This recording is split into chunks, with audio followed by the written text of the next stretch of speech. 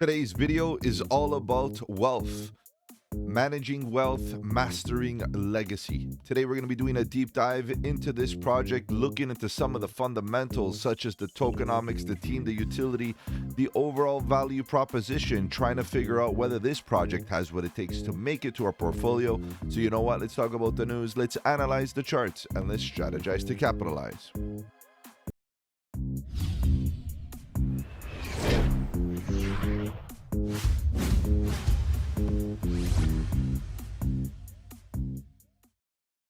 Welcome to the channel. My name is Mike, and let's get right into it, guys. If you're new to the channel, welcome. On the channel, we talk about cryptocurrency, Bitcoin, Ethereum, and all the altcoins, looking for opportunity. And the question is wealth an opportunity? Guys, we're going to be doing a deep dive today, obviously looking into all the little details. We're going to be taking a retail perspective. That's first and foremost, very important to understand. What I mean by this is that we want to make sure that the team has given us all the little details so that we can be bullish, so that the retail investor feels comfortable and ultimately achieving mass adoption and interest to be investing and interested in wealth. Okay, we're going to use the main platform. We're going to use their website as the main platform to navigate the project. And in addition, guys, I'm going to be giving you timestamps below that will allow you to navigate this video. But the most important aspect of it is the infographic that I'm going to have for you. So, in the summary. So, towards the end, you're going to see a summary. You're going to have an infographic. I'm going to post that infographic all over the socials so you can get access to it. It's going to be high quality so that you can zoom in and zoom out and do your thing. We'll be talking about it and using it towards the end of the video. All right, guys.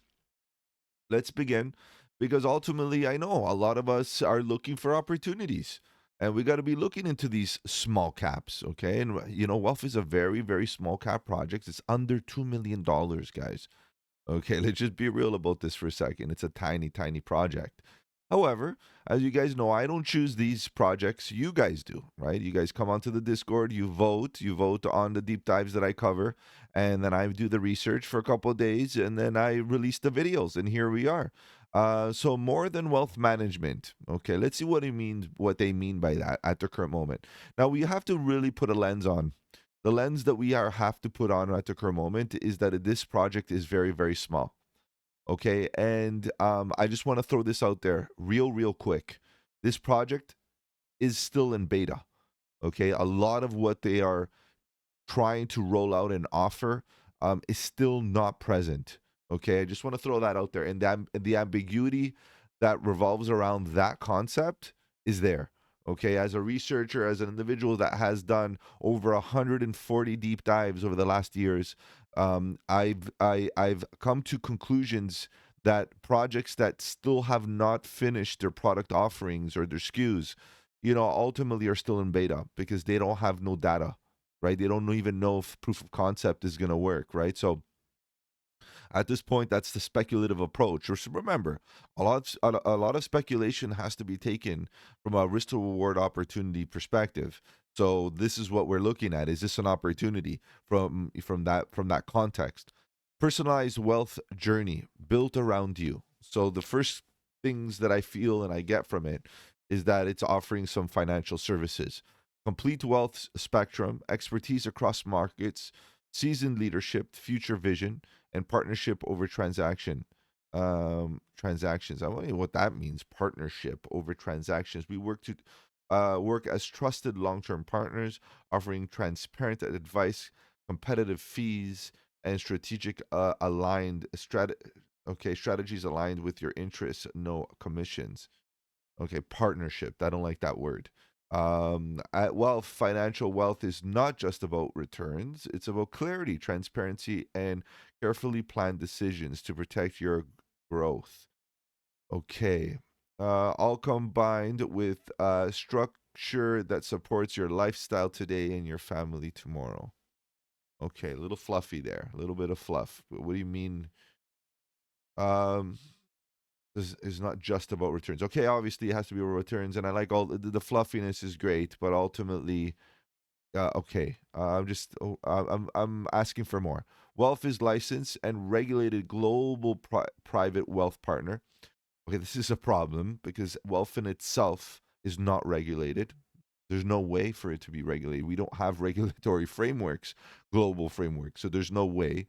Um, it could be that they are part of the world that might have some framework, and in that location of the world they may have some regulation happening, but from a global landscape or even from an American landscape, there is no regulation, there's no guardrails as of now. That's what we're waiting for. So language is important. High net worth individuals and families in growing, protecting, and managing their wealth through highly personalized long-term strategies. So they are the year to give you financial advice. We advise individuals, families, businesses, and wealth management. So they're like financial advisors. Our work spans strategic advisory, discretionary wealth management, more fluff. Okay, planning, holding structures, or cross-border considerations. We help clients move forward with confidence and discipline. Okay, so they have clients that they give financial advice to. It seems like they offer some global advice, which is could be a little bit difficult, especially in when you're talking about a crypto environment.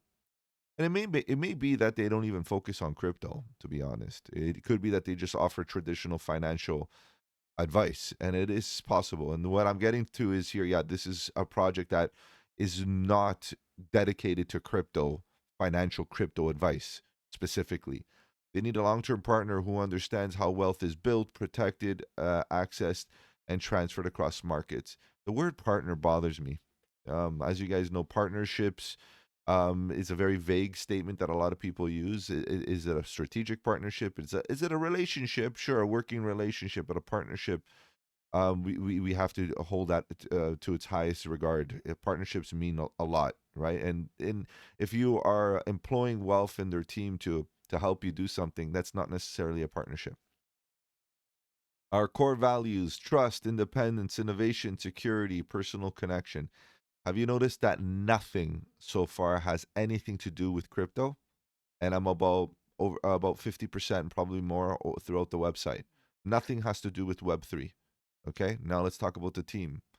Chief Executive Officer, Senior Finance Executive with more than 20 years of international experience across private banking, wealth management, and cross border business development. Great. He combines institutional discipline with an entrepreneurial track record spanning investments. Sure, Christopher is known for client first. Great. We love it. And then we have tax and legal, director of wealth management. We're going to look into some of these characters, some of these team members in a second. I'm sure there's a plethora of knowledge and experience here in the traditional space. But as I'm scrolling, guess what? I see not not even one engineer, software engineer, blockchain engineer, head of digital investments. Yeah, so what? Where's the engineer? And this is again me doing research for many many years in this space. I've seen this before, and it doesn't look good. Okay, when you don't have the face or part of the core team to have an engineer. If you're a Web3 project, you better have a top tier engineer, at least one, minimum, right? If you're outsourcing your tech stack, which you can see as of now, none of this screams Web3, none. And I'm almost done the website. Together, we're defining wealth. Okay, sure you are. How? How are you redefining wealth? It doesn't seem like it. It seems like, based on this website, you're just doing exactly what Wealth has been doing since the beginning of Web 2. Just a website with some financial advisors. Your wealth journey starts here. That's it, guys. Even if you get into their footer, where do you see anything? Where's the white paper? Where's the typical Web3 white paper? So, guys, we're gonna get through this. Okay, we're gonna get through this together. We're gonna talk about this, and I hope that this is a very educational opportunity, not only for yourselves, but maybe for teams, projects such as Wealth, that they're trying to spearhead into a new industry that have no idea about this industry, because they clearly do not have the proper guidance or understanding of what Web3 is about. Because if they did, they would reconstruct the product positioning for Wealth in the correct manner. This seems, as of now, again, I'm not going to put a complete blanket statement as of now, but I'm going to say this as the website shows, which is the first point of communication from a from a company, organization, or team, or a software solution company to the communities, or to the masses. This is their first point of communication, and nothing of this screams Web3. It is a Web2 project with a token on top. That is a problem. Okay, pretty big one. Okay, so let's move on. So here they have their solutions. They talk about what they provide, right? UAE structured solutions. Okay, so we know that UAE at the end of the day it has become a nice big hub for a lot of international business and so on. We support individuals, families, and businesses with UAE residents. See, structuring across entities, tax. Okay, so they focus on that. Okay, that's a very niche, right? It's very, very niche. UAE services. That's it. That's what they offer. It seems residents and migration, which is cool. A lot of people want to move there. I don't know about that for the current moment, given the global and the civil unrest in the region. But it is what it is. That's the risk you take, regardless of geographics. Why is Dubai an ideal destination for a business setup? This is the thing. How does this connect with the American, America, made in America type of mentality? Does that need to happen? Is that a requirement? That's up to you guys. At the end of the day, crypto is global, so it doesn't matter where they're situated. So why is Dubai an ideal destination for business setups? Well, taxation purposes, and that's about it. If you think about it, everything else doesn't matter what they wrote here. Tax efficiency, sir. Sure, that's amazing. Strategic location, gateway, Middle East, Africa. Nah, whatever. That's not important. 100%. Because we're talking about digital, guys. None of the location does not matter in Web3. Location is irrelevant. Available fee zones, certain mainline companies. Again, more fluff regarding tax and I don't know, ease of doing business, regulation. Sure, there's lots of countries that have that, but okay, we'll give a bit of that. Stable economy, strong government. I would highly disagree with that. Um, their structure, their economic and political structure is very unique, and it's not flexible. And you got to do your own research with regards to that. I don't even know if they would have the qualities or the qualifications to give that type of advice because they're financial advisors, right? They're not they may not understand the politics and the policies regarding foreigners per se, right? I don't know, right? So we're gonna have to really take that with a grain of salt, right? You have to understand the regime, the way they operate is not a complete democracy. So it's a very different type of environment for a lot of us. Okay, world class infrastructure, logistics, digital. That's fine. We have world class infrastructure all over the world and other cities. No need to be in anywhere else. You know, there's no that doesn't qualify. High quality of life. Again, you can find high quality of life in many places. So the majority of it is taxation. That's the reason, and I understand why. For crypto, a lot of crypto people they resituate in Dubai for those particular reasons. Um, yeah, setting up a business, a company, you get a lot of benefits, of course, and most of it is all around taxation, and that's about it, right? That's about. But there's lots of different red tapes, as far as location that you need to have a head office and this and that, and they'll probably guide you through all those steps so that you can get it done properly. And I think that's part of what they offer. So it's not just financial advice. Maybe it's relocation or being able to settle some in Dubai. And then this is the thing, they're focusing primarily on Dubai. What is the difference between mainline and free zone? That's what I meant. In the free zone, you have different zones, guys. This is not this is a different a place of the world that has different rules for all of this. And again, it's not that easy. Okay, the way people make it sound. So, do you need a physical office to start in Dubai? Mainland companies require a physical office. Free zone companies often a flexible workspace or option. Or yeah, I've read into this. I know a lot about this, guys. Right now, what it feels like they're a migration service, not even a financial service. So this is where things get a little bit vague for me. Okay, a bit vague. Why? Because you're going to see as I go through the tech stack, supposedly, what they're trying to build here. Um, you'll see that it's not even mentioned here. How does it actually fit within their model? Like, so I found this doc, and I'm happy to see that this Git book exists. To be honest, I stumbled upon it. I couldn't really find it easily. Okay, and that goes for their other documents. Couldn't find it very easily. For me, that's a bit of a problem. But nonetheless, okay. So they got their trust and security. All their frameworks, all the things that they got going. Guys, again, do your due diligence as a Web 2 organization. They're gonna have to have some sort of you know trust and security measures. And then you're the protocol platform. So the mission to innovate wealth management by transferring dormant cash into liquid yield assets, leveraging the power of blockchain technology. So as of now, what I'm getting for this, they want to have either a lending and borrowing protocol. Like, this is so broad. This mission doesn't even tell you anything. We seamlessly integrate traditional finance with digital economy. How providing a transparent, efficient, and user-friendly. This is so vague, and it doesn't match anything what I saw on the website. So all of a sudden, you go on the website, and then you come here and you get all this jargon that is very typical of Web 3. But then again, how does this apply? Right? They're not. Is anything actually being done in Web 3 space? So, yield-bearing assets. This is currently the biggest scrutiny in crypto at the current moment. Legally, and different parts of the world are going to have their own guardrails, but right now in America, which again is a big economy, we don't even have the guardrails on how to operate this. And in countries where there's no democracy, the hammer could be laid at any moment, instantly, right? And that's a big problem. That's a sign of risk. So for me, this doesn't make any sense. Like, what exactly are you putting on the blockchain?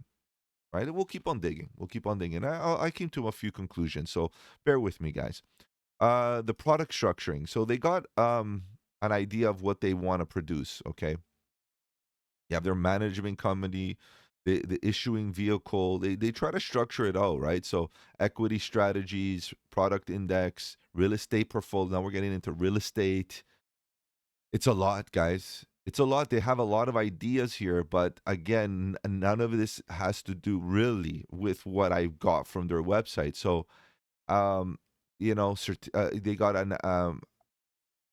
yeah, they got a structure here. So their yield, wealth yield, this is one of them. Okay, the Wealth Yield Index consolidates the top performing government backed money market products from renowned firms like Vanguard, BlackRock, and Fidelity by investing in a single product, Wealth Yield Index. So they want to create an index, and they want people to buy into this index and then to earn passive income from that index.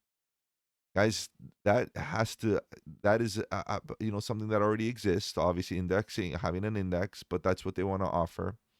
Our issuance entity offers actively managed certificates that track the wealth yield index (AMC). So you need to make sure that this thing is completely regulated under in the markets, stock markets.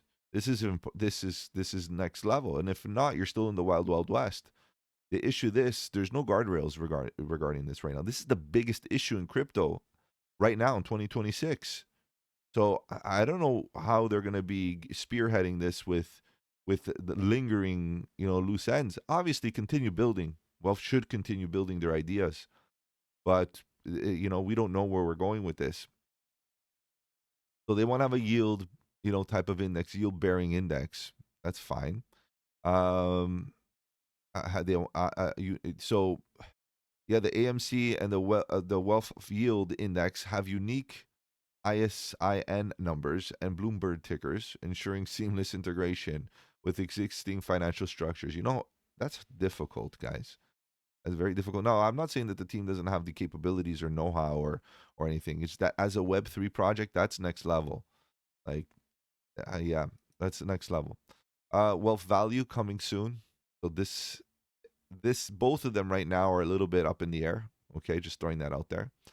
And then you talk about the utility. Look how quick we get into tokenomics, right? And tokens. Why do you need wealth? Why do you need the actual token? right? It is a natively utility token of the Welf ecosystem, which at this moment, the ecosystem is barely existent. Okay, I'm just going to throw that out there. Like I said, it feels like we're still in a very big beta phase. It plays a crucial role. I'm not saying that the tech stack is not there. I'm not saying that transactions can't happen, but the utility attached to what the transaction provide is not there. The services, the actual products, like and you can tell based on the website. That website wouldn't be that way if they had an active ecosystem. It plays a crucial role in transforming dormant cash into liquid yield generating assets, serving multiple essential functions, facilitates transactions, enhances user engagement. How? And support governance. How? Where's the governance platform? It's not existent. As the cornerstone of the ecosystem, the ecosystem doesn't exist. All operations and business models are built on wealth. No, they're not. You're a Web2 company. Why do you need a token? Again, why do you need a token? Just for transaction fees? For what? What is the reason somebody would want to transact? To deposit into your yield bearing asset pool? Is that what it is, or what? I still don't get it. Driving innovation and wealth management, a lot of jargon, no clarity. Are you going to be charging people wealth tokens in order to give them the financial advice and relocation advice? That's what I got from the website. And if that's the case, I understand. But that's a Web 2 service that already exists. Why do you need wealth? You take cash, take US dollars, take euros, take whatever currency you want. Why do you need wealth? This is the interesting part, right? Because as a professional in this space, you always have to, and I always have to ask myself, but why do you need tokenization?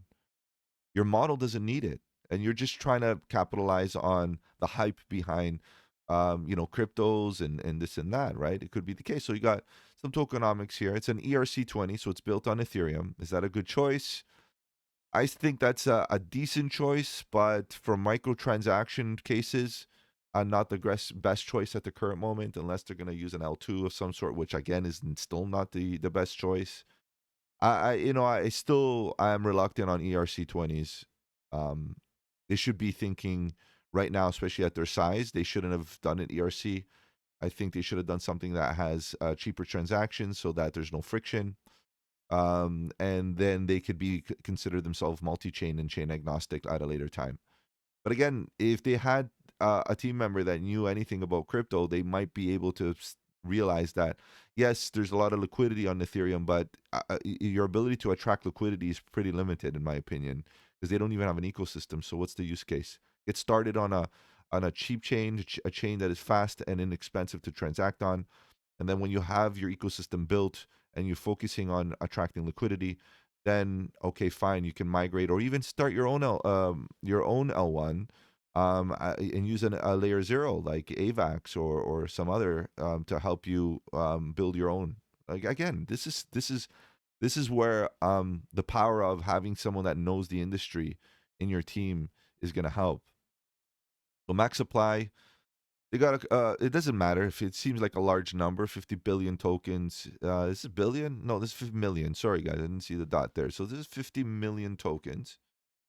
Um so it doesn't matter. And total supply, I don't even know what they mean, but so this is a total. So they're all in kind of like in they're all minted essentially. They're all out there, and they burned X amount of tokens. Okay, so that's good. So they burnt 1,000 tokens. And then this is the distribution.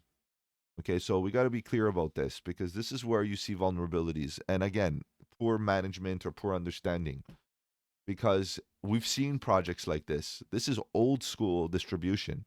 This is not new school. This is not the way new projects are being released. So, seed round, it's a somewhat of a fair launch, I would say, with tons of centralization. That's a problem.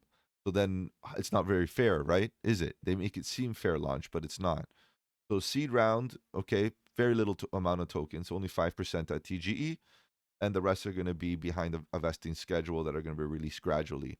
But again, 2 months after, 18 months investing, it's only a little bit, it's only a small amount, so it's no big deal, 5%. Then you got the calls that have approximately 10%, right? And they get them early. They get them 1 month in after listing. Of course, they need the calls. They need people to, shill and pump and market and so on and so forth. But again, why are they doing this now? I have no idea. They don't even have they don't have a full product yet. I don't see anything happening as far as what they offer. And we'll look into this a little bit more. And I spoke to a representative of the team member, and it was very clear to me, the questions that I asked, very clear to me that there's nothing there yet. Okay, there might be a little bit of something. Who knows what kind of services they're offering, but it's so small that it's negligible. And you'll see, based on their over transactions and Dune metrics, it's still a very young project. And everything that I'm saying right now might sound very negative, but it's not. It's just the reality of where they're in. I made the context clear at the beginning. It's a small cap, beta level project, right? And you can tell public. So it starts right away. 30% gets issued to the public. Okay. It's still a decent amount. They're still behind vesting. TGE at 30% at TGE.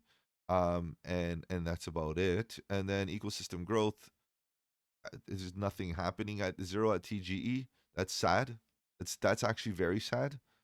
Because that should be probably in the beginning should be the most to get it going, because I don't see anything happening with their ecosystem, or even forget ecosystem growth, because they don't need an ecosystem. They need a protocol. They need protocol development. So those two can be put together. Because what do you need an ecosystem for? You're not an L1.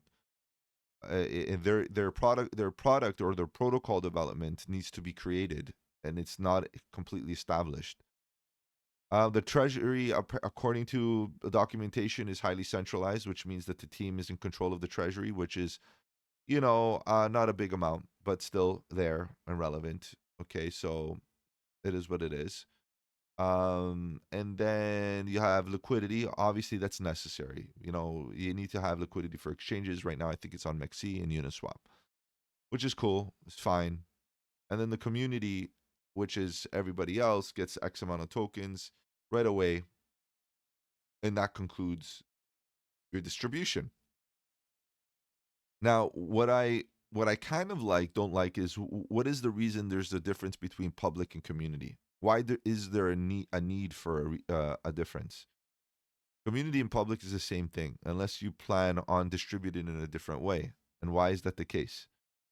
So we got to be really real here. What's really happening is that there's too many categories and too much ambiguity, and the decision making as to what needs to happen and when is a little bit off, in my opinion. Again, I'm not trying to, I'm just trying to make it real. It seems fair launch, but then you start looking at all the categories, and you'll see that ecosystem growth, product development, the treasury, even the liquidity, right? At the end of the day, is still in control of the team. Whether they're going to put it in a multi-sig wallet, sure, they could, but at the end of the day, those wallets are still held by the team, and we have to trust the team that they're going to do the right thing with these tokens. The only ones that could be obviously in a very public or distributed way is the public and the community. And based on its current tokenomics, which we'll talk about the distribution in a second, where it's at in the vesting schedule, approximately 50% still needs to be issued. So there's a little bit of an issue there, right? And we're talking about a baby cap, and that makes things very fragile because of the centralization of the tokenomics. Okay, so let's keep on going. So I started to talk about the utility. Right? We start to get a sense of what is a token for. Governance doesn't exist. DAO doesn't exist. I don't even know why it's here. It should be on a roadmap. By the way, they don't even have a roadmap. So this is one thing that could be there. Minting fees for what? Now they're talking about applied when stablecoins and tokenized assets are minted. So they're going to mint their own stablecoins. They're going to have a stablecoin in the future. Is that part of their tech stack as well, or their product offering, or their SKU? I don't know. There's nothing mentioning that. Now they're going to have their own stablecoin. This is. It seems like their vision is so broad and so big, but I think what their lack is structure, because you can't do all of this all at once and still have nothing. You need a roadmap. You need to say, okay, we're here. This is what we have. This can't be like it seems like this whole document is a roadmap. This is where they want. This is what they want to achieve, and that's a problem because you're miscommunicating. And this was last updated. Hold on, guys. This was last updated a year ago. A year in crypto is like ages. So what the problem is here is now I'm getting more of a sense that this is what they want, not necessarily what they have, or maybe necessarily what they will have even in the immediate short term. Royalties, transaction fees are generated each time stablecoins and tokenized products are transferred. Okay, so these are fees, and okay, they use the term royalties, which I haven't seen before in this space, but that's fine. And then what do they get with these royalties? What happens? Are they rewards for individuals that are token holders, and they get redistributed to yield bearing pools? I don't know. Like, okay, fine, that's the way they make money. Redemption fees when redeeming stable coins or tokenized assets back into cash, redemption fees are applied. So you want to, you're taxing in and taxing out, and you're taxing everywhere. Just keep one fee. There should be just one transaction fee, and that's it. You shouldn't have all these different, bells and whistles. Simple is better in crypto. I know maybe in the traditional space, all these little things and fine prints do well, but in crypto, that's a red flag. Why do you need all these fees? You're gonna tax me all over the place. It feels like loan protocol, borrowing and lending. See, again, I knew this was gonna come out somewhere, but again, it's so fees are incurred at loan. Look, this is the thing. Now they want to be a lending and borrowing protocol. So they want to be a one-stop shop for everything DeFi now. Now I'm waiting for a perp dex to pop out or something like that. They lack focus, and this is one of the biggest problems with new projects. And again, I've seen them. I've been there, done that, worked with them, consulted with them in these small projects. And without having someone that knows what they're doing is very difficult. These utilities create multiple interaction points with Welf ecosystem. The ecosystem doesn't exist unless it's a Web 2 ecosystem. And if it is, then I don't see any evidence for the need of a token. Okay. The Welf engine. This is another, in fact, you could almost put this as a level of protocol level utility. The Welf engine establishes the first operation framework connected Welf's real world financial and advisory services to verifiable on chain interaction data. Now the truth comes out. Okay, so they offer real world financial advisory services already in the real world. Okay, this is where now they're going to tap into the real world asset narrative, guaranteed. Okay, this is typical, guys. I've seen this done that. Okay, so they're going to tap into the concept that they are a real world asset project because they offer services that exist in the current real world in Web 2. And now what they're going to do is offer the same services in a Web 3 fashion. And the only thing that defines that is proper tokenomics and token utility. So the Welf token operates under a fixed supply of 50 million tokens, which we talked about. Capped immutability, we talked about that. Following a controlled burn of 1,000 tokens in February, how is that controlled? By who and what and where? What's the autonomous mechanism? If it's you guys, if it's a team that is choosing that, that's not autonomous. Okay, and we don't have that centralization. And so far, there's no clear evidence of centralizations with regards to tokenomics and even governance. Okay, the total supply stands at sure, and the permanent cap ensures sure. The usage aligned tokens to get nothing more fluff. So we got the tokenomics are there in the sense that we have a chain, we have the token, and we have the possibility to create transactions here. So you can see that we have the flows in and out, secondary markets, holding in wallets and staking and burning tokens. The flywheel is here, okay, since 2024. And remember, we're 2026 right now, so that's 2 years. Now I know the last 2 years been rough out here, 100%, but it is what it is. Then you got the V0 limitation. Before Welf Engine, the Welf token functioned largely independently for Welf operational ecosystem. Although the broader platform offered access to actively managed certificates, exchange instruments, okay, actively remaining driven by secondary market behavior rather than platform usage. Okay, This separation result in a system where on-chain activity was disconnected from real utility. No feedback loop. Okay. Welf Engine corrects this by establishing a direct measurable link between. So they're just saying basically they're now using their token to bridge that gap between the Web 2, what they've already established, and the Web 3. So, measuring a link between service utilization across wealth solutions that exist and on-chain ecosystem participation, which is what they want to achieve. I get it. Now, the reality is I understand what they're trying to do. It's just that why? Why is that necessary for you guys? Like, I don't understand why the need. You okay? If it's the argument is that you want to have clear ledger transparency for individuals to see transactions, but for what? What's the need? The Welf engine is the core innovation of Welf ecosystem, a standardized framework that translates verified operational activity into transparent on-chain records. Bingo. See? That's their value proposition. So all of this, what I've read so far and all of this deep dive, the only thing that matters so far for the reasoning to have a Web3 project is this sentence. That's all. None of it is necessary. Stay in Web 2. Okay, and we might find more. It does not tokenize client payments or distribute financial returns. Even less utility. Thank you. Instead, it provides a structured, audible bridge, see, between real-world services engagement and token system analytics. Guys, the disconnect and the whole thing between the yield, the value, the lending and borrowing, the real world asset, this and that, the whole disconnect between all of this is crazy. It's so unstructured. Service generation, wealth solutions, and affiliated verticals generate measurable activity through resident citizenship advisory, tax, wealth structuring, corporate formation. So they do it all, one-stop shop for everything.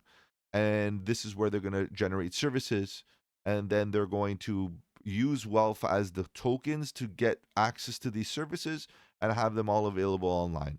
So yeah, active mapping, okay, on-chain recording, we got it, we got the point. Okay, we got this. This is all the same thing. You're using a ledger to keep track of people's services and the way they pay for these services that you provide in the Web 2 space. Guys, that's token utilities. That's it. Core principles, again, repetition, a lot of repetition. If you read these three sentences, it's the same thing. There's no governance, so I don't even know why you have this here. There's nothing there with governance. They call the shots.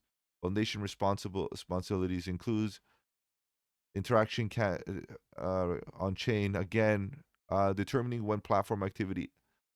Interaction cadence, basically determining when platform activity is recorded on chain. That is their responsibility. So it's not autonomous. Isn't that the chain? I don't understand why a team will have the responsibility. I don't want them to have the responsibility to determine when the platform activity is recorded on chain. That shouldn't be their responsibility. This should be an autonomous thing. That's what Web3 is. It's decentralized. System calibration, language, guys. This is the lack of language and understanding of the industry. It's unfortunate. Strategic expansion through Welf Solutions. So this is the thing. Welf Solutions, we're going to talk about them in a second, but this is what they want to do. They want to expand into the Web3 space using this engine, so-called engine, from their Welf Solutions, type of thing that they got going on. Okay, functional participation, again, on-chain, off-chain, manual. This is, again, more repetition. Guys, we got to move on. Okay, I'm not going to continue. There's an audit here. They got audited by Zokyo. I'm not debating on whether their contract is not good or not. I'm assuming their contract is amazing. Let's give them the benefit of the doubt. It is the most secure contract out there. But why do you need it? What's the utility behind the token? Addresses, this is great. So you can track all the addresses. This should have been directly on chain. Okay? This is the thing. Now, because what's important, And there's a way to do that, but again, and they have public on PokerStarter, Ape Terminal. They have okay, they got some liquidity here on PokerStarter, Ape Terminal, ecosystem growth. Okay, so you there is transparency here. These should be all on the Explorer, ETH Explorer. Okay, but then again, because of the centralization of these wallets, I want to ask you who's in control of these wallets and who holds the keys. Okay, there's no DAO. Where's the multi-sig statement? Where's anything? Right? So we're relying on the core team to manage these wallets. That's very centralized, unfortunately, especially when you're talking about a financial DeFi solution. Events, okay, fine. Fees and taxes, redemption fees, royalty fees, minting fees, all of these fees, I would say the majority of them have nothing to do with anything because you're minting stable coins, which I don't know which stable coins you're minting. And that's not part of what I'm reading in your offerings. Then royalties, that language bothers me. There's a lot here, guys. I'm gonna move on. We talked about a lot of this already. KYC. I'm assuming that they're gonna want full KYC. So the objective of KYC guidelines, okay, for by criminal elements, they're gonna want full KYC. That's guaranteed, one way or another. Okay, so that's that, which means know your customer. You have to give them your full, identification. They want to know who you are, where you live, what you're about, and everything. Ultimately, not truly representing Web3 in its entirety. Okay, so just be real about that. Privacy is a big part of Web3 in today's environment. Wealth, terms of services, risk, and all of this, guys. Please read all of this. Okay, these guys are here to try to make something work. Make sure you read all the fine print and assume all risk, and all of that kind of stuff. Then they have a section here with partners, and I have a bit of issue with some of their partners because they're old agreements, and I don't even see them working it into their ecosystem or their tech stack or their protocol at the protocol level. So why does something like this even need relationships? Why do they need a DPIN infrastructure? Maybe. What do they need? Maybe some sort of custodian services. Maybe that's a good partnership. Do they need what do they need? I don't even see custodian services. Like, who's going to hold all these tokens? Like, guys, just move on. I don't want to keep on going into. They have some social links which are great: Twitter, Telegram, their website, and the Dune dashboard, which we're going to look at in a second. Now they do have this, okay, guys, because your wealth deserves the best. They have this, which is like a promo card, or it's not a white paper, okay, guys, or of any sort. Just the overview, nice graphics. They make it look nice, solving these challenges. Traditional private banking has a struggle to keep up with the evolving needs, resulting in a system that can feel slow, disconnect. See, so I don't understand. Why does speed matter to them? Are they offering? I see some talk about stablecoin. Are you offering payments like micropayment options? Is that also going to be part of? Why do you need speed? I need more of an understanding of what you're using your tokenization for. The only thing is transparency of transactions and record keeping. That's the only thing. So comparing yourself to private banking, is that what your intent is, to be a bank? Okay, so then you don't that you're not a bank yet. I suggest that you slow down, right? You come up with services bit by bit, like every other project out there. Our vision to aim to revolutionize the private banking. Okay, so now I'm getting more language. See, this is not consistent. By seamless integrating modern technologies with personal finance and lifestyle services. Okay, so that's very broad. It's too much in one mouthful. Uh, Lifestyle services and personalized financial. Okay, that's fine. You can keep that with the modern banking. Um, Forward-thinking banking experience. So they want to be a bank. Okay, so now we're getting another little enlightenment here. They want to be a bank. So the relocation services can kind of tap into the banking, but not really. Kind of. Okay, so we get it. So that's what they're trying to tokenize, maybe. Like, that's what I feel like they're trying to tokenize those services, all of them, that they offer out of Dubai. Wow. So innovation, cutting edge technology to enhance liquidity access. What's your cutting edge technology? You're on Ethereum. token. That's not. That's every. There's so many of them. What makes you unique? You're an Ethereum token. Personalization, tailored financial and lifestyle services to meet again lifestyle. I don't like the word lifestyle. Market opportunity. Net worth growth, high net worth individuals. They're going to start showing you a typical marketing pitch. Who cares? Who cares? Who cares? Who cares? Guys, the reality is how much market cap can they attract? And then they have these things that look like they have finished products. Welf Bank, this is non-existent. Okay, none of this exists. Okay, so be careful. The jets and all this is not real. Okay, so trademark Welf Yield. They have Welf Yield. This doesn't exist. Actively managing certificates, but is it on chain? Are tokenized actively managed certificates available on Welf platform or through traditional banking channels?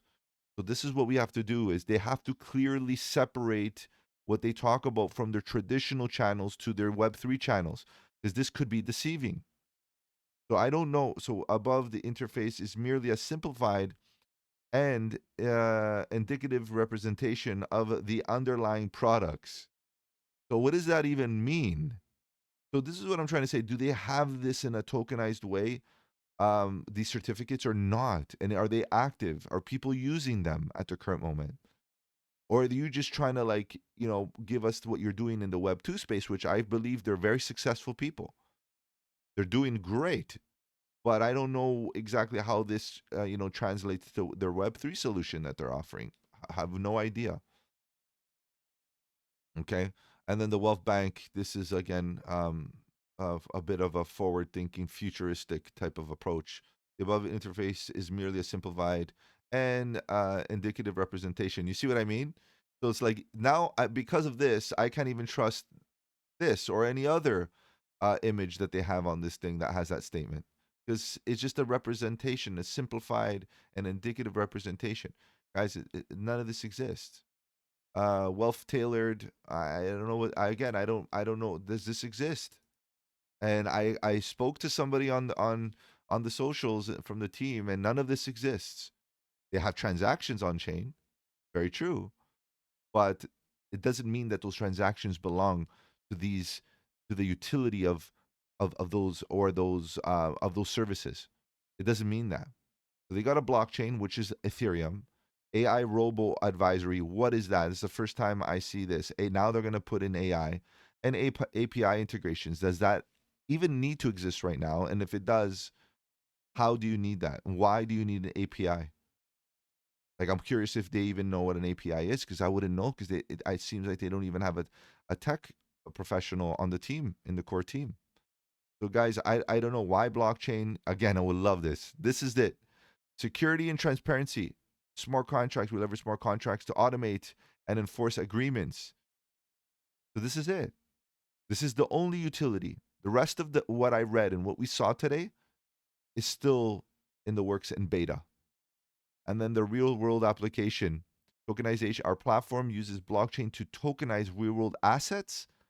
Like now they're going to tokenize bonds and private equity, enhancing liquidity. Guys, this is crazy.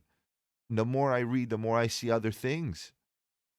Client benefits. Clients enjoy secure, seamless transactions with increased flexibility and managing their investments. All guys, I gotta move on. I can't stay here anymore.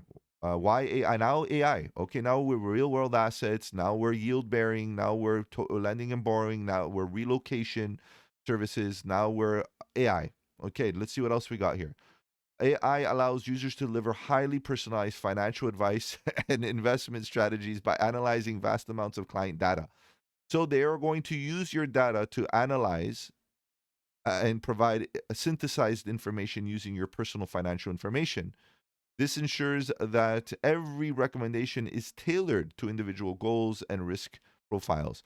And we're going to rely on AI to tailor information for us and collect your personal data.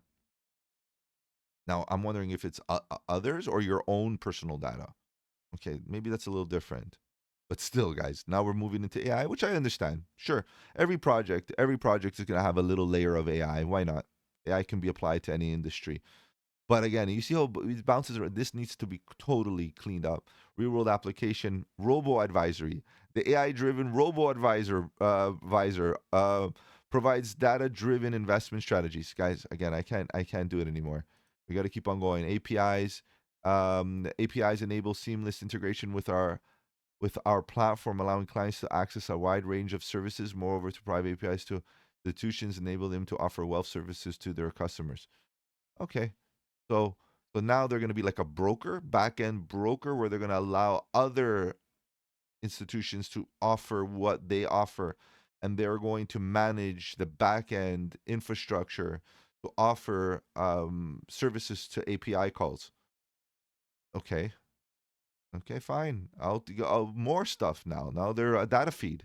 Now they're an Oracle. Real world applications. API services. They're going to charge for those API for services or not? Okay, unified financial services, banking services, and client benefits. Oof, guys, a lot. Wealth ecosystem, finance. Now they have a foundation which they do not have. I don't know why they have this here. It's so deceiving, guys. Yeah. Token utility governance again. More of it. No fee structure. Gonna keep on going. Staking model. Tokenomics. We talked about this. Distribution and these colors. 21 liquidity. What about if you're colorblind? This is very difficult for people to be able to see all these shades of green. But we're okay. We can handle it. Liquidity. Yeah, I understand why it's going to be big. Community, sure. It seems very centralized, all of that. Stealth mode. So that's what I mean. What is stealth mode? Beta? Yeah, I would say all of this. What's this? No, it's not cut off or anything. Yeah, it seems to be very beta, everything. Till end of 20. We're already in 2026. I don't know where we're going with things. And this dude right here. Okay, I'm sure he's a heavyweight in Web 2. I'm sure he knows what he's doing. No doubt. No doubt. These goons, we're going to talk about a little bit about them. And that's about it. All right. No more. No more. No more. No more about this. So we kind of went through the documentation. Let's go see what they got on chain. You'll notice that these are the top wallets. Okay. If you go into holders, sorry, those are not the top wallets. So what these will be, sorry, holders, and you go to the pie chart here. Hopefully it loads properly. You can see the distribution. Top 5 wallets, top 7 wallets hold the majority of the tokens. Crazy amount. If you add up 16, 16, 14, 10, 10, almost 10, you're going to see that generally speaking, the top 6, top 7 wallets hold all the tokens. Okay, plain and simple. Now you got to decide which categories. Luckily, they give you the wallet addresses, and luckily you can see that they're contracts. Ideally, you would have an actual name beside it, like Mexi. Mexi, you know these belong to Mexi. I don't know why they wouldn't be able to put the label here so that we know exactly, but you can cross-reference it with their documentation. The problem is that now you're clearly seeing that a lot of the tokens are held in these wallets. Now you got to ask yourself who holds the keys to those wallets. Because if it's the team, it's centralized. And that's about it. You do your thing. Now, if you look at the Dune metrics, it's very little. Forecasting revenue, realized revenue $290,000. Revenue converted, revenue converted. It's very little. And again, they're gonna, we can claim that they're active. Their chain is active. It is. There's transactions happening, as you can see. There's things happening. Is it enough to be anything interesting, anything viable? It's too early, guys. This is nothing. This is nothing. Okay, so what we got to do is take it for what it is. It's a small project, still in very speculation. Again, do I need to recycle back? Let's just take a look at this. It's a $1.5 million market cap. Okay, very tiny, extremely tiny. Okay, so let's keep on moving on. Their vesting schedule, you can see that as this thing loads, you can see that they're in full-on distribution. I would say on average, they're distributing about 0.07 tokens daily, as you can see, daily emissions on all these categories that we have already talked about. So you're getting a very slow risk of very low and risk of dilution because of the slow emission, which is great. But then again, we know that over time, That's going to be, something that we need to consider, unlocks and these daily unlocks or the daily distribution on these categories. And eventually those pools that get the liquidity could, get big. And without decentralization of those wallets, they're all, right now, team project wallets, ecosystem growth, right? Protocol development. That's the team treasury, the team community. The team holds it until it actually gets distributed to the community. And you can see the wallets; they're huge, so they're not distributed to any community. Seeds very small, but still being in distribution. Public already out there, and strategic. The Coles already got their money. Crazy guys, crazy. All right, let's take a look at what they're out. They're at 13 members. Tiny, tiny, tiny project. Tiny. Okay, this is the reality. Okay, we covered projects in the past upwards of 300. The average, you should be right around 50 people for a big protocol, for a decent protocol. But 13 is enough. You don't have to have huge teams, right? Of course not. It's not necessary. So let's look at some of the team members. As we do that, what I want you to do is keep in mind prop chain. Okay, prop chain, prop. Okay, and then obviously a welfare group. These are important. Okay, let's just move on. This is the chief, the head guru here, Christoph. Okay, let's see what he's about. If we go down, scroll. He's the chief executive officer in Dubai, managing director here, and he got managing director there, and Luxembourg, senior business developer, managing director. So he's a managing director of all kinds of school of finance and so on, and that's about it. Okay, so I don't see any other major in 11 years. That's a long time, but right now, like really, that's all you really got.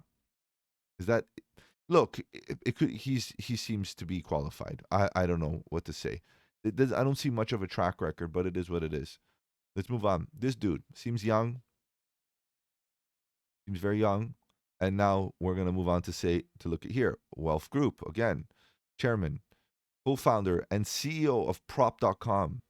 You guys remember Prop Chain of about a year ago? Well, co-founder, Prop Chain, co-founder, Welf, right? So chairman, right? And I want to quickly go back here. Where's chief executive of Welf? Is this dude not involved into chairman? I'm sure he is somehow.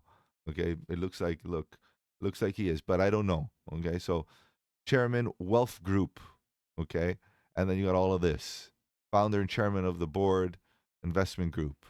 I don't know. This is kind of funky here, okay, guys, because again, Prop Chain was a project that was very popular during maybe about a year or two ago, and then it kind of fizzled away, right? So it's still involved trying to bring real estate into wealth and bring wealth. I don't know, guys. And then another dude right here, co-founder and board member of Welf Group, co-founder of Welf, and then Prop Chain. Red flags? I don't know, guys. It's up to you. What do you think? Let me know in the comment section. It's a bit of a problem. Is it? Or maybe I'm overthinking it. Where's Prop Chain? Why do we need wealth, and all this? And then you got this guy, dude, right here, head of digital investment, Welf Group, investor relations, and then Prop Chain again, seed investor. Ooh, that even looks even dirtier. He's a seed investor. Okay, fair enough. And then we keep on going down, and then we have this dude right here, Valentin. He seems like that he's comes from a different path, which is great. Diversity. This is what I want to see. I don't want to see involvement. Okay, cool, but full time head investor relations. I like that. And then Marco Marazzi is tax and legal. He seems to be very, very qualified. Nothing to worry about here. He's for sure Italian somehow. Affiliate member, Lions Club International, Human Relief. I love that. That's good. Master's degree in human resources, bachelor's degree in law. So he's got his background there, and he's from Italy, Milan. It seems maybe not, but he's Italian for sure. Okay, so good. Not that matters, but Dubai and then some random Italian dude with taxation. It's pretty interesting. But regardless, cool stuff. You know, we are able to see the team in its true light. It seems like they have some history in the blockchain space that is not completely clear with prop. We have young individuals that seem to have ties to that. Then we have some, face of the company that has some experience but doesn't seem to be full on. I don't know. The vibes that I'm getting here. I would expect more, but that's fine. And then, last but not least, my biggest issue is that where's the tech? Where's the representation for Web3? Where is it? I saw some a little bit Web3, but there's nothing. I want an engineer here. Where is it? Where's the engineer? The problem, guys. I've seen this so many times, and it doesn't end well. They might have one, but they're not giving him credit or putting him up here, which they should. They should be first. This guy should be humble enough to put himself last. In Web3, you got to put your tech talent first, because that's what's driving the innovation and the reason for adoption. Not your Web2 skills. This dude's Web2 skills are irrelevant in Web3. Okay, so let's move on. Now, obviously, there's all kinds of different things, right? We can get on their socials for a quick look. They have 83,000 followers. They got some good posts, nice engagement. We got Marco here speaking about the legality and so on. And we got the gap between relocation and tax. Again, relocation and tax, we're there. Timing defines the whether relocation. Again, Marco yapping it about tax and probably even relocation because that, correlates. Wealth, estate, and lifestyle, fulfillment, fluff. We're managing wealth management. Sure. The day you the day you leave Europe could trigger at six again tax. Dubai tax. Okay, guys, that's all they got. So what do I got here? Repetition on their socials. I see everything related to the tax and relocation. Nothing else regarding their skew. I don't see anything regarding Web3 and crypto and anything with that regard. Okay, so socials and partnerships or anything barely exist. Very, very unfortunate. So, what do we do? Let's move on. All right, guys, as you know, I do release an infographic for you guys so that we can summarize. So, let's summarize exactly what happened here, and then we'll do a analysis on the chart. So as of now, we see essentially a project, very young, small market cap. Once again, $1.54 million market cap, very tiny, tiny, tiny. Volume is small, 1.6% of their market cap, not much volume. And supply, currently supply is about 25% of their max. Again, these tokenomics could be off depending on interpretation. If they're staked, sometimes they report the circulating supply as a lot, basically less is in circulation if it's staked. But the reality is, it doesn't matter. It doesn't matter if it's staked or not. If it's minted in circulation, it's in circulation. So at the current moment, I'm saying maybe it's 25%. That's what I get. But again, transparency, right? Let's talk about some other ecosystem stuff here. Ecosystem is very ambiguous and unclear. So we're going to talk about the fact that wealth flow, unclear. Wealth yield, unclear. Wealth solutions, likely somewhat active. And their engine, their wealth engine that we've talked about, not tech, no tech architecture is defined. What is it really used for? And, what is the real utility between all of this? None of it is actually really active in terms of utility. It's there active in the sense that it's built, the blockchain is there and they're getting transactions, but how does that connect to the actual services that they provide? And which way? Unclear, uncertain in all regards. Okay. Utility. Planned utility. That's all we got. Governance. Future. Not now. Protocol fees. Perhaps. Nothing that you see in the transactions on Dune actually suggests protocol fee that was generated. It could have been all just transactional, no revenue, although there is some claim of revenue, but it's very small. So who cares? Minting redemption fees and lending and protocol fees. I don't even know if these all actually are happening because, again, Their whole product offering is not there yet. They're still kind of in beta. There's no roadmap. I'm not going to spend time there. Unfortunate. The team is small. It's doxed. Kudos. A lot of experience in the financial world. I'll give them that. I'll give them that. They're young. They have some connection to prop, real world asset for tokenizing real estate, which kind of bothers me, but still, I think it's a good idea and a good industry. So we'll give them that. But there's no evidence of tech and Web3 experience. That's a red flag. Huge problem.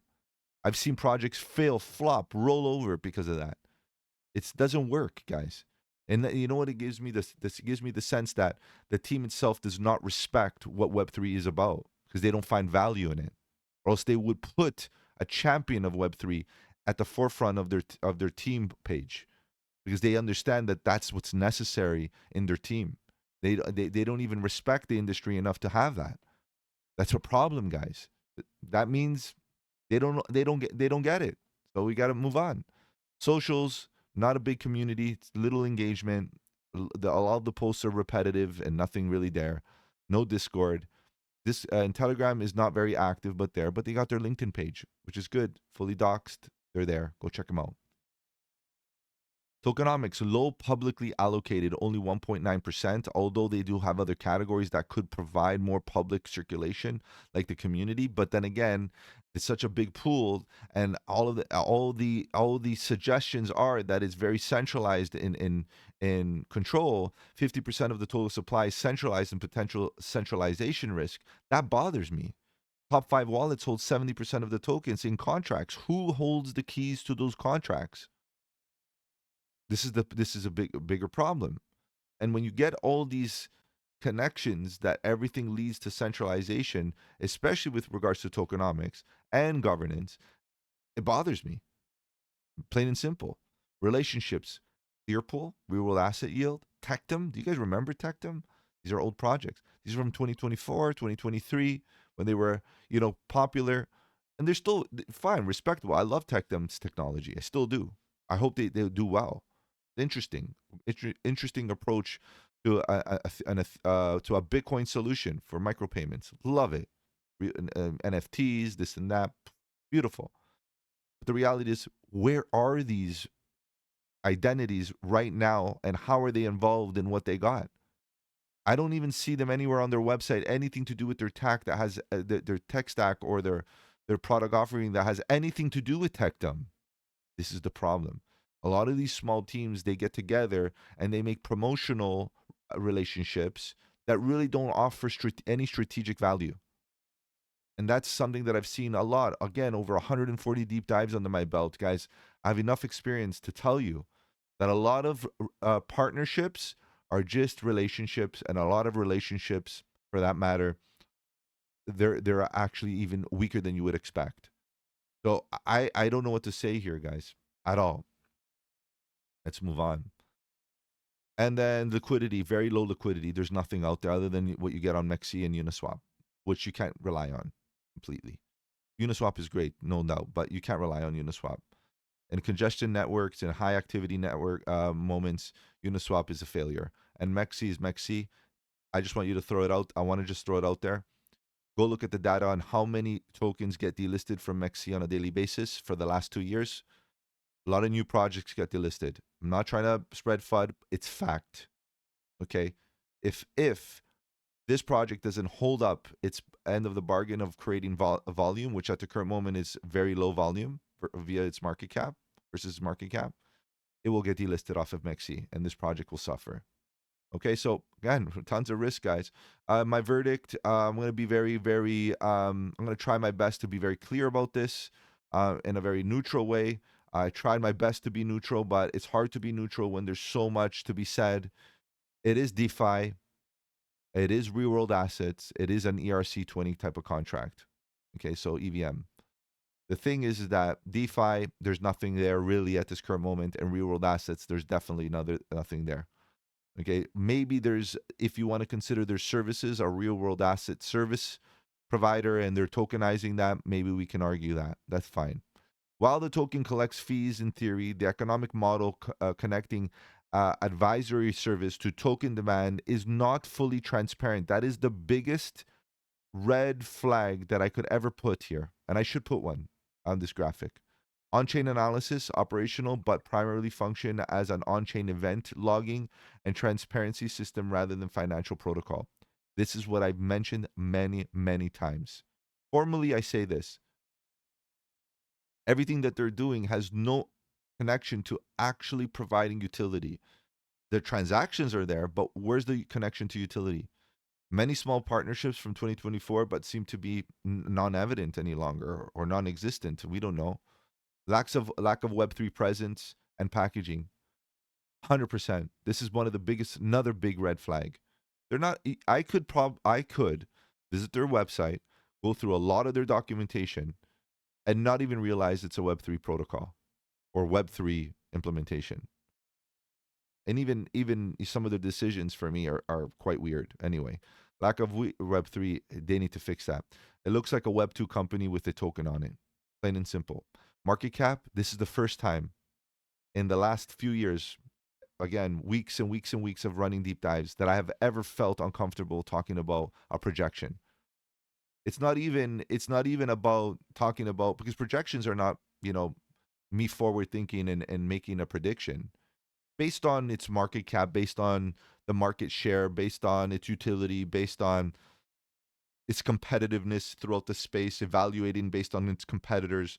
If you're going to do a competitor-based evaluation or even a cash flow evaluation or any type of evaluation, guys, I don't know. Who knows? It's a $1.5 million market cap, right? But I do know this. Projects like this can pump very easily.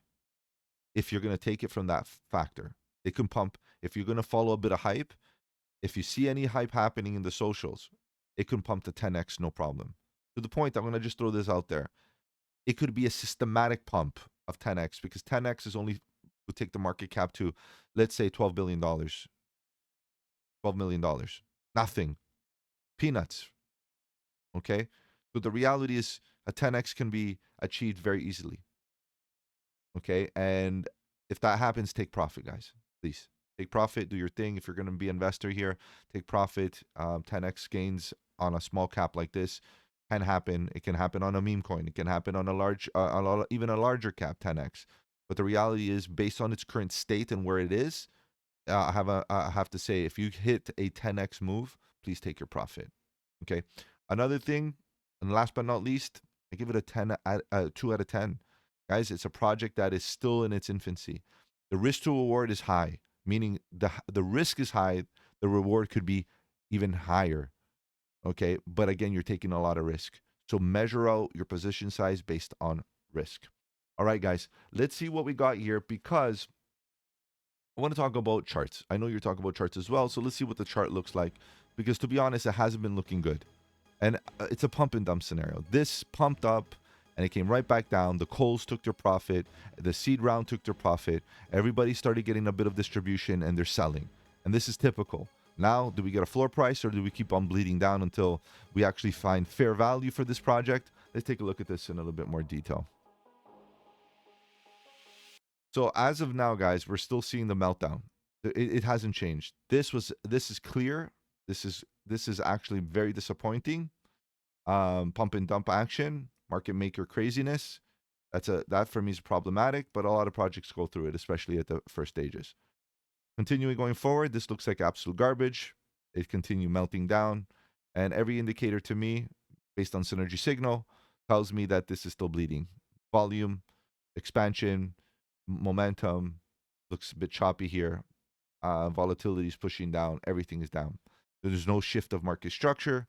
Selling is still continuing until we see some sort of floor price that suggests a reversal. Then maybe we can start getting in for a bit of a reversal once we break above, 30 cents. I still feel like the market is still trying to evaluate it and find its fair value. And eventually we'll hit that nice price where we'll, or even here, maybe it could be here. We'll go sideways for a little bit, increase more volume, get signs of accumulation, and then maybe we start to get a reversal. Right now, based on its market cap and everything else that we discussed here today, this thing is very, very risky. So position size matters. Small positions only, DCA very, very passively, and you should be able to find your opportunity. Okay, guys, so it is what it is. If I offered you any value in this deep dive, do the channel a massive favor. Slap the like button. It does really help out with the algorithm. If you want to follow me on the socials, the links are in the description below. Feel free to join that Discord. The Discord is where it's at. Lots of good alpha, trade setups, fundamentals, and learning material. The best part is it's absolutely free. Guys, I'm live every single night at 8 p.m. EST, where we talk about crypto news and price action. And be ready for the next deep dive. Next week, we're going to have another. And if you want to vote on that next deep dive, the Discord is where you can do it. Take care, guys. Have a good one. And don't forget, buy the dip.